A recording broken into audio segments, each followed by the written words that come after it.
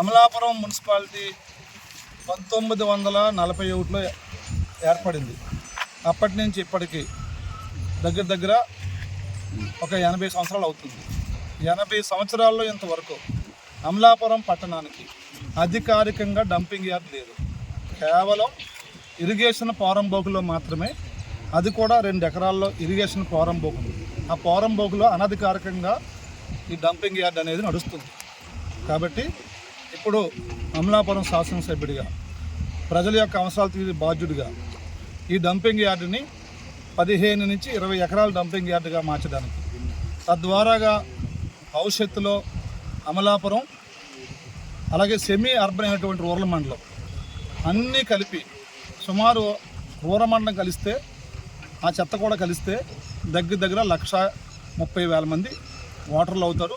1,50,000 జనాభా అవుతారు. 1,50,000 జనాభాకు సరిపడే డంపింగ్ యార్డ్ అవసరం ఉంది. కాబట్టి గౌరవ మున్సిపల్ శాఖ మంత్రి గారిని, నారాయణ గారిని కలిసాము, వివరించాము. ఇప్పుడే కమిషనర్ గారు కూడా ఆదేశించాము దీనికి సంబంధించి అంత ఫైల్ రెడీ చేయమని. దీన్ని తీసుకెళ్ళి నారాయణ గారికి చూపించి, నారాయణ గారిని పిలిచి, అమలాపురం పిలిచి ఖచ్చితంగా ఈ డంపింగ్ యార్డ్ అవసరం ఏంటని తెలియజేసి, డంపింగ్ యార్డ్ని కూటమి ప్రభుత్వంలో, చంద్రబాబు గారి నాయకత్వంలో కూటమి ప్రభుత్వంలో డంపింగ్ యార్డ్ని సాధించడానికి పట్టు వదలకుండా కృషి చేస్తాం.